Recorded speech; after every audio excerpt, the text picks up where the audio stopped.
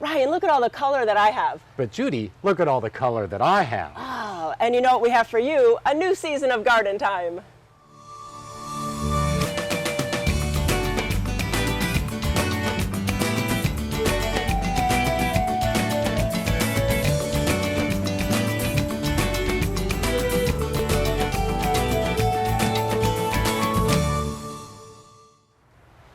Welcome to a new season of Garden Time. We're down here at Waffer Farms in Salem, and as you can tell, it's full of color.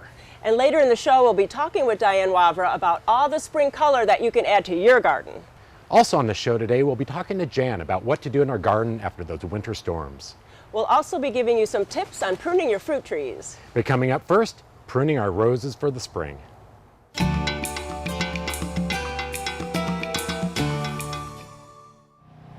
Well, it's just past President's Day, and it is the perfect time to get that spring pruning on your roses. I'm with Phil Edmonds from Garden Rose Consulting, and so really, I got the best person here to tell us all about pruning roses. Thank you. So what should we do this time of year? Well, it's time to cut the roses back and give. I mean, they've already started to grow. You can see they've got little sprouts on them. And if roses really don't have to be pruned if you don't want to, but they'll get real tall, and the flowers will flop over and they won't even be able to, the stems will be too thin to hold up the flowers when they bloom. So what we do is we cut them back and kind of manage the plant basically.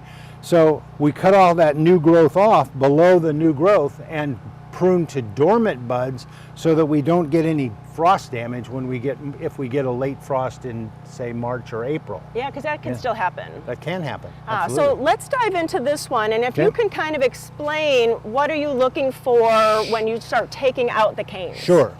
So this rose has been pruned down from probably about this tall, and we cut it back in the fall, kind of wind pruned it, so that it's more of a manageable height to haul away the debris, of course, and because there's quite a number of roses in this garden.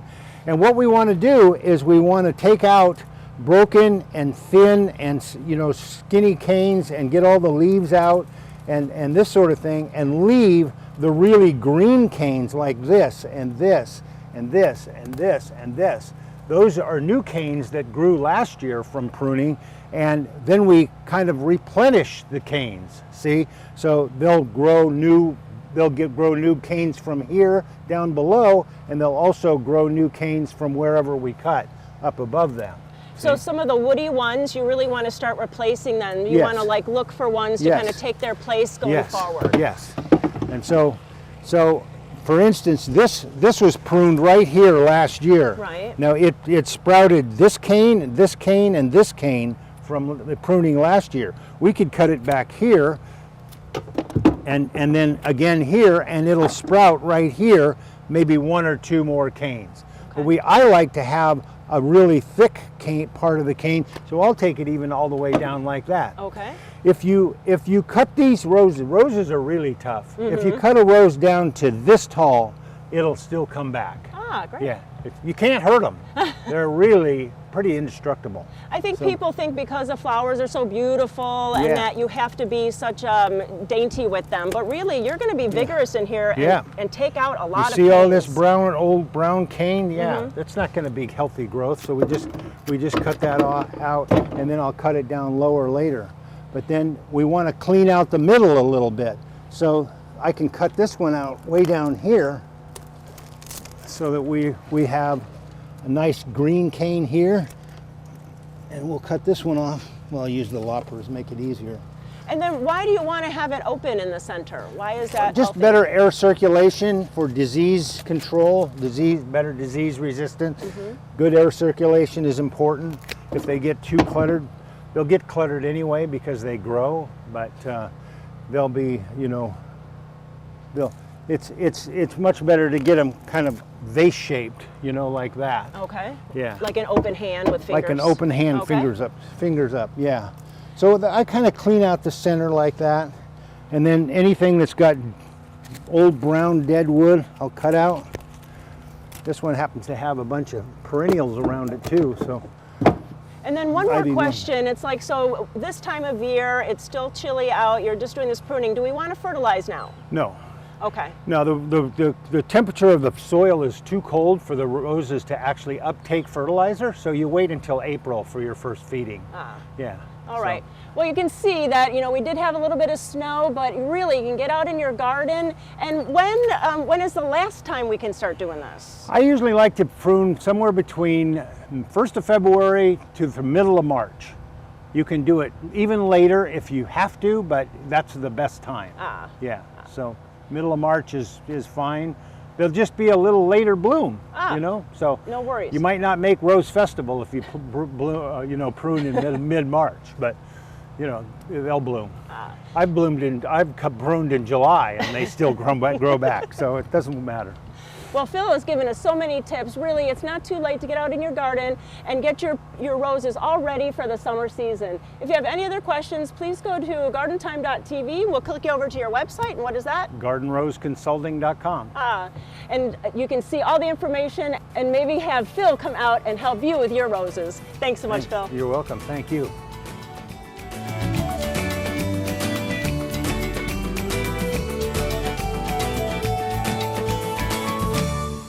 Garden Time is brought to you by Portland Nursery, a passion for plants, a nursery for plant people.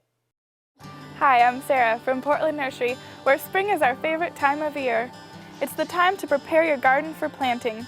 We invite you to get a jump on spring with our huge selection. Let Portland Nursery's staff of professionals help with groceries you can grow. We've got the seeds, veggie starts, and expertise to ensure your success. Visit portlandnursery.com for a list of classes and special events. Portland Nursery, helping make your backyard your favorite destination at 50th and Stark and 90th and Division. Since 1982, the Wall has been making local gardens beautiful, naturally. Whether you need a new wall, concrete patio, fire pit, or driveway, the Wall's expert craftsmen can build it. We back up our work with a 5-year warranty, so you'll know it'll last. We use the highest quality materials, including stamped colored concrete, natural stone, and we're the leader in using recycled concrete. Create an outdoor environment you'll enjoy for years, with the help of your friends at The Wall.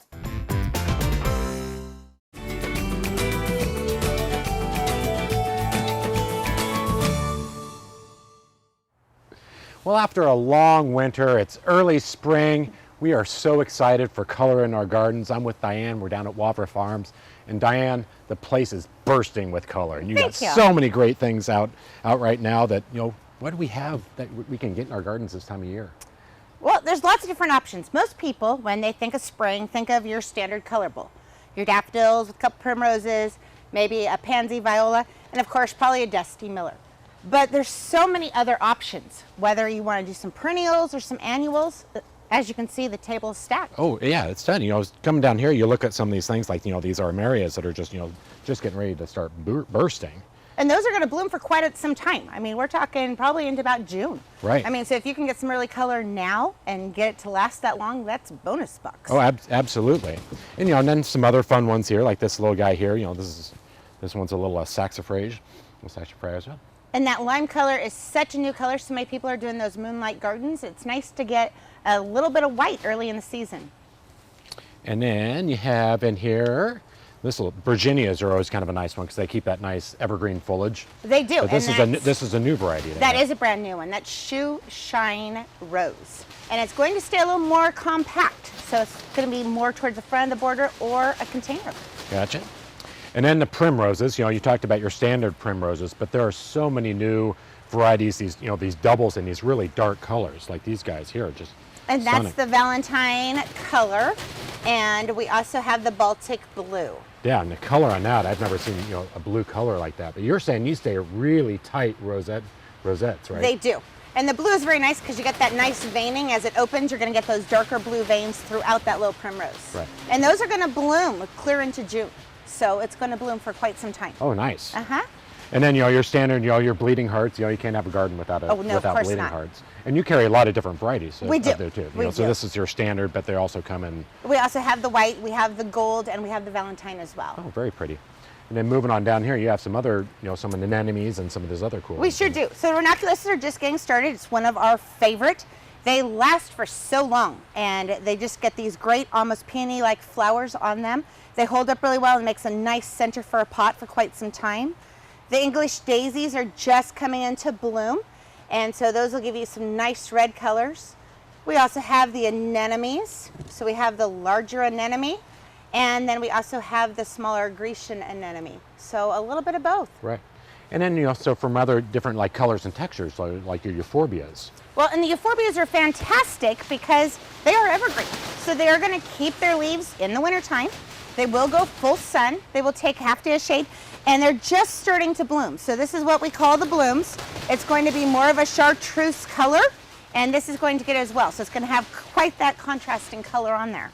You know, and then, you know, we're behind the sea of hellebores. You know, we got some people talking about the hellebores, you know, some varieties that are, you know, drooping down, but some of them now are, you know, the flowers are upright, so you can actually see what the colors are. Well, and they're just fantastic for any garden. They're so easy. They're evergreen. They bloom for a long period of time. And the nice thing about them is they start out some of these really rich colors, and then they will turn to almost a green, like dried color. And that's going to hold on for most of the summer. So it's still going to give you something there. Even when other things are blooming. Right, so many options for things that we can do in our pots and our containers. You know, a lot of these are perennial items, so they'll come back year after year. Yes. So you can replace them, or, you know, when you're done with them in your container, you know, put them out in your yard and replant your container with something different. So Diane, you know, you guys are bringing in, you're open every day? We are open every day, 10 to 4 for our, I guess you'd call early winter hours. So we're here daily. And I'm assuming there's new shipments of color coming in all the time. There is. With this ice storm, we didn't get all of our product in, so we do have some brand new primroses coming next week. So if you're looking for some early spring color and lots of inspiration for your garden and your planters this time of year, come down and see Diane down at Wavra Farms. So Diane, it's been a pleasure. Thank you. Thank you so much.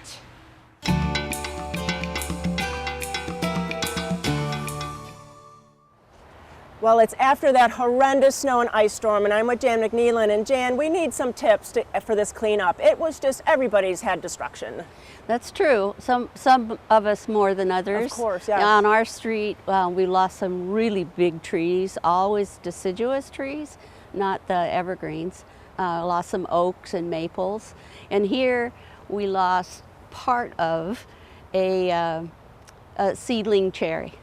And one of the reasons it went from the ice is that it's reaching out for sun, and thus more ice is on it, more weight, and it snapped. So with the ice, most things would just melt, which they did, and it'll either come back or it won't because of the freezing weather.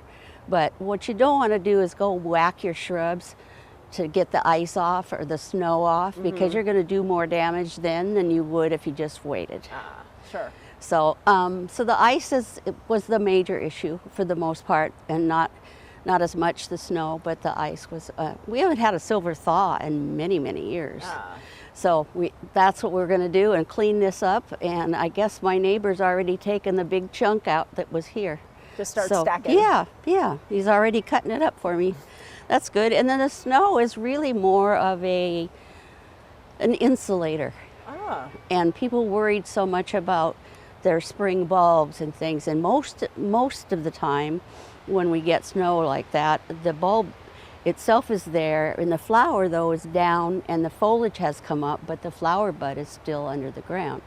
They came up quite quickly, and now they're absolutely fine. That's why they're spring bulbs. Yeah, they're smarter than we think they are. They're, yeah, than we are for the most part. Yeah, for sure.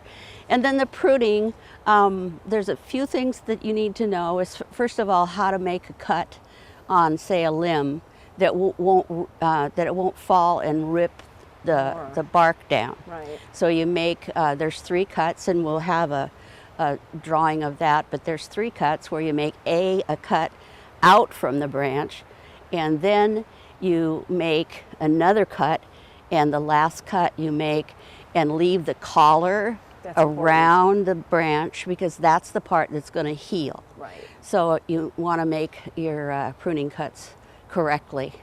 You don't need to put any wound paint on them or anything. They'll heal themselves. And it might take a couple years, but Sure. the plants have that all in their system to Sure. really kind of heal those kinds of wounds. Right, and then you can do some shaping later.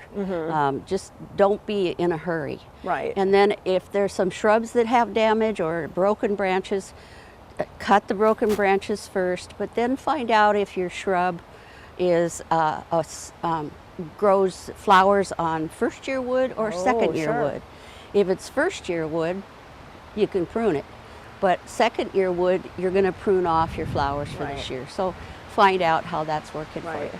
And so where can we go to get some more of this information? There's a lot of places. I was looking in the Clackamas Master Gardeners have a site for the 10-minute university, and they have lots of handouts and really, really good information, and we'll post that so that people can see that, and I'll post it on my Facebook page right. as well. And then the Department of Forestry in Oregon has a couple of really good pruning handouts, and then the one I looked at from OSU is azalea and rhododendron care that my husband happened to write. Well, of course, and that's really a good one too. Yeah. Well, you know, there is so much information, and so we'll have all of those links on the Garden Time website or on Jan's Facebook page. Really, there's so much information. You always go to your independent garden center and find out more from them too. Jan, thanks so much, and we'll be back in 2 weeks for the regular Tips of the Month. Thank Right. you.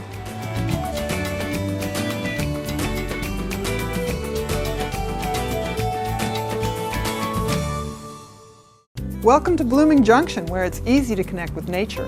At Blooming Junction, you'll find beautiful, healthy plants, good, fresh food, and a place to regain peace and calm in your life. We have an unsurpassed collection of unique and distinctive plants and the expertise to help any gardener be successful. And we feature Blooming Advantage plants. Come check out Blooming Junction for an inspiring experience in the garden or in the kitchen. Blooming Junction, offering quality plants for beautiful gardens. You work hard in the garden. Shouldn't your gloves do the same? Garden Like a Girl makes gloves and apparel from natural, recycled, and organic materials. Garden Like a Girl gloves will help you tackle any job. They are designed to fit, protect your hands and nails, and they last. Plus, 10% of our profits go to cancer research. To learn more about Garden Like a Girl products, go to our website, gardenlikeagirl.com. Garden Like a Girl, ruggedly feminine. Come to where the color is. Come to Egan Gardens. We've worked hard growing healthy plants for you so that your gardening is easy. Add sparkle to your garden with our perennials, container plants, and skillfully designed baskets and planters. Stop and get a mood lifter out here on the farm. We have lots of fresh air and lots of space. There's lots of blooming plants, new vegetable starts, shrubs, and berry bushes. Egan Gardens, where it's all about the plants. We're located west of I-5 at exit 263 on River Road.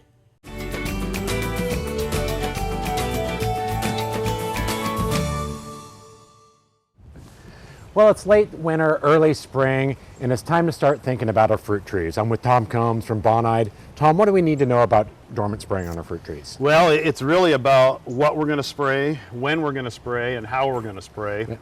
And we've got just a couple products here to try to just simplify the whole process. Okay. So let's talk about dormant spray, and it's just what it sounds like. We're spraying product, an insecticide, a fungicide during the dormant season, Okay. when the fruit trees have no leaves on it. They're asleep, so to speak. So the when is in the winter months, and the easiest way for me to remember it is 3 holidays: Thanksgiving, Christmas, and Valentine's Day. Okay. Okay. So I say that because those 3 holidays are easy to remember, and if we can spray on and around those 3 holidays with all seasons oil and some form of copper fungicide, we can suppress overwintering insects and disease on our fruit trees. So, now that we've, applied that during the winter times, is there, today is kind of a rainy, wet, nasty day. Is this a day that we want to kind of do that, or what do we need to be looking for? I guess a good day to shoot this commercial, but a really bad day to be spraying these products. And we laugh about it, but really seriously, oil, copper fungicide need a good 5 to 6 hours of dry weather, dry surface, until it rains again. Right. Okay. And we don't want a real windy day either, right? Right. We don't want a windy day because obviously we don't want these sprays, even though they're natural, approved for organic gardening, we don't want them drifting to an unwanted area. Okay. Yeah. So once it's dry and we have a nice dry day in sight, it's never too early to have these on hand. So when we do have that winter opportunity, it's nice to have it and be able to go and apply it. Exactly. And it's just 2 products, All Seasons Oil, some form of copper fungicide. They can be sprayed separately or they can be mixed in one spray tank and sprayed together. And it looks like you have a couple different methods of being able to spray these. Yep. And so the first one is our auto mix sprayer. So it comes with a canister, meaning the copper, the All Seasons Oil can be poured into this. Okay. Or you can remove the canister, and on the bottom side of the spray head or the spray nozzle has threads, and any of our concentrates will screw onto the spray head. Okay. Very easy. So no mix, no fuss. Follow the back of the label for mixing directions, and then just simply set the dial to the arrow on this, and you're off and spraying. That makes it super easy. Yep, I like easy. Right. And then there's also another product that is a ready mix, ready to use if you wanted to just have a small area where you don't need the whole sprayer. Small is key there. So this is 32 ounce pre-mixed, ready to use nozzle. This is a copper octanonate, so a little bit different form of copper than the one you have. The benefit of this is it can be used indoors on houseplants and as well as outdoors. But again, it's pre-mixed for small application. Okay. And then, for homeowners that are looking to find this product, where's the best place to go? So just go to bonide.com, so www.bonide.com. There's a lot of information on our website about these products and others. And then just go to the upper right corner of the homepage, click on the dealer locator, and you can find where these are sold. Okay, well, Tom, we appreciate all the information, so make sure you go to Bonide's website, or you can go to gardentime.tv for more information. So, Tom, we appreciate being out here. We look forward to getting our dormant tree sprays treated. All right.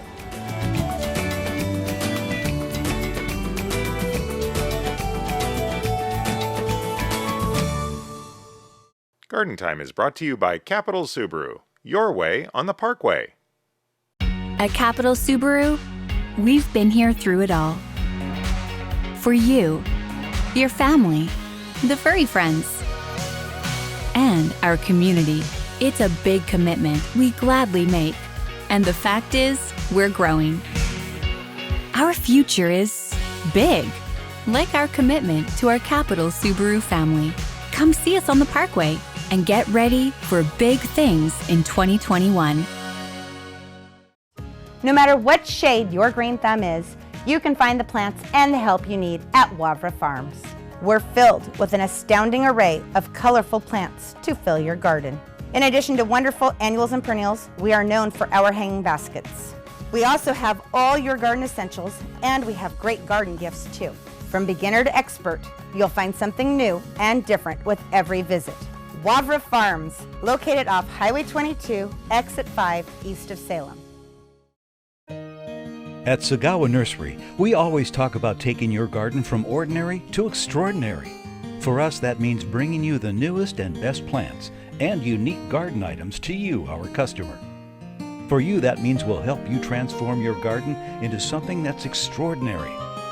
We also have some great gift items and even a few surprises for inside your home too. Sagawa Nursery, growing beyond the ordinary.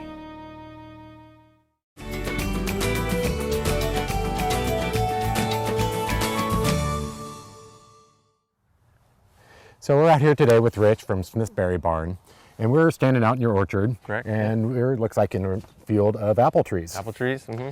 And so today we're going to kind of look through what we need to do for pruning apples. Okay. Okay. And so we noticed that this tree's got all sorts of shoots coming out all over the place. So what do we need to look for when we're pruning an apple tree? Pruning anything, these get pruned every year pretty intensively, but it's anything diseased, broken, crossed, you want to get all that out of there first, just to clean it up. And then once we've done all that, you go through and we prune for fruit production. So we go through and take everything vegetative off or back down to the fruit spurs, just so there's strong branching so it'll support that fruit. By leaving too much, you're just going to have too much leaf out there and it's not going to be able to support the fruit. Okay. Because, you know, looking at a tree like this, you know, could be pretty intimidating to somebody of the number of shoots and branches that are, there's a lot to do. So where do we start, or what do we? So like on this one, you see like this is all new growth from last year. You want to kind of direct that growth outward. So I go to the lowest bud, and then you'll prune all those off. So what that does is, like, as we prune to that bud, next year the growth is going to be here. Your fruit's going to end up forming lower. This one doesn't have a lot of fruit spurs, but these are all fruit spurs here. And so that's where you want to focus your fruit production. Yeah, so because next year your fruit buds are going to stay on that vegetative tip, so and then that'll support all the weight of any fruit, because any fruit cluster could have like 3 to 5 apples. Okay. And it looks like, you know, the buds that you're going to are kind of on the bottom side or outside. Usually, yeah, to direct that growth. Like if there's nothing in there, I go to this one, even though that's longer. But and why is it we want to have that coming on the out as opposed to the ones that are on the top shooting up? So like anything from the top is going to end up shading. Like all these are those water sprouts, so you'd still do the same thing and cut all those out. And it just supports the weight, or gets the light out of there. And so by taking those out, opens up. Yeah, and you can usually tell. You can tell how much growth. You can tell the different color, how much vigorous that is, as opposed to something that was like last year's. So you can take out. And so by reducing all those, all that light gets in there. And then if you cut too low, you're going to get a ton of those water sprouts. So you still want to leave. We could go higher on that one because there's the bud. So we've taken off all the water spouts and all the leafy stems, but whereabouts does the fruit actually come from? So if you're looking at a branch with all the different buds, what should we be looking for? Yeah, so you can see the vegetative from last year. That's like, so technically it could have fruit, but it's probably not going to. But you see like the last year's growth, so all the fruit's going to be on the small, like that's a leaf or a flower bud that'll all fruit. So like all this long, so if it doesn't branch, it's probably going to be all vegetative. So that's where you can take most of that stuff off. Because all your fruit's going to be here tight, and that'll support and the then weight. And the big branches, whereas opposed to having them out on the end, but that's going to drop them all the way down. And so, you know, when people are pruning, they may still have fruit that is left over from last year. Is that an issue, or what needs to happen with that kind of Some varieties hang fruit like winter apples, but ideally you should get that fruit off. It just harbors disease, insects that you don't want. Clean it off the ground. Okay. Start fresh. So they would do that typically more so in the fall. It's easier when they're not rotten. So it's not doing it. Yeah, correct. And so then, if you know, this can seem overwhelming to a person, but you guys have a class that's coming up. Yeah, today you can come out and get a hands-on walking tour and ask questions. So if you're interested in learning how to prune your trees, come out today. You can come out or join the Smithberry Barn website and show up, and you can taken care of. Yep, we can do it.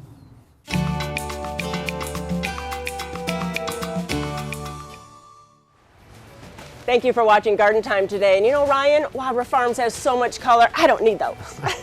And if you are looking for spring color, make sure you come down and see Diane down at Wabra Farms or visit your independent garden center. Ryan and I thank you for watching our first show of the season, and we'll see you next week here on Garden Time.